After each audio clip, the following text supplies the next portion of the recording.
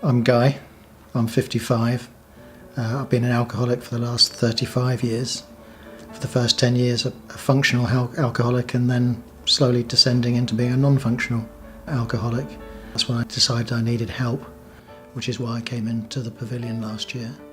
I think my main concerns before I came in here which is typical of anybody, very concerned about leaving your family, coming into an unknown environment, one where you're not sure what's expected of you. You hear about groups and group work and you feel very nervous about that, how you're going to get on with everybody, but mainly being in a completely different environment and missing your family. Some of your family you're not sure whether to tell or not, in the same way you're not sure about how to tell people at work. And then the people who are close to you who know you're coming in, they're concerned that you're going to stick it out and actually do it. So there's lots of different emotions going on. I think the hardest thing is actually getting yourself here and getting through at the front door. It's like anything. Once you've made that step, it's much easier. Yes, it's really scary coming in here for the first time, meeting people that you don't know, other patients that you don't know.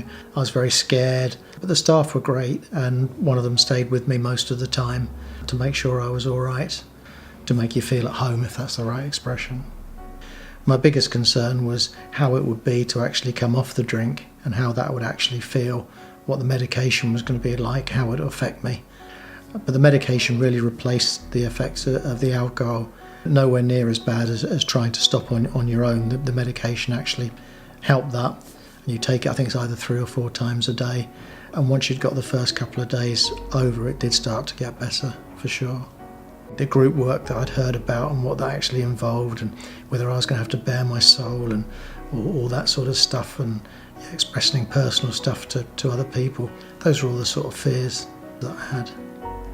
I didn't find them half as bad as I thought they'd be. In fact, they were much better. I found them very helpful, sharing my experiences with other people.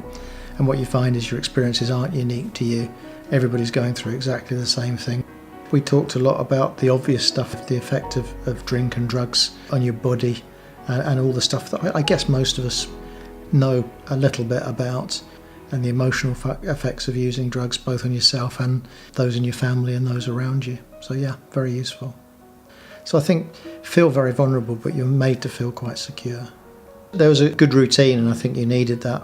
I was normally up for sort of 6:30, 7 o'clock, because that's me. We normally have breakfast at sort of about 8:30. Then we start our group work at 10 o'clock, which is quite informal and goes through with breaks until lunchtime at 12 o'clock. And then we'd start our groups again sort of 1:30, 2 o'clock in the afternoon. The afternoons being more informal with more activities, and then the late afternoons and evenings much more informal. There's opportunity to spend time with yourself if you want to in your room, but also the lounges to watch telly and spend time with other people. I think the main benefit is I'm sitting here today and I'm sober, and have been sober for a reasonable length of time now, which hasn't happened to me before in the last 35 years. I couldn't get out of the addiction. It was physically, I couldn't do it, and it allowed me to break it by coming in here. People need professional help, and I just wish I'd got it a lot earlier.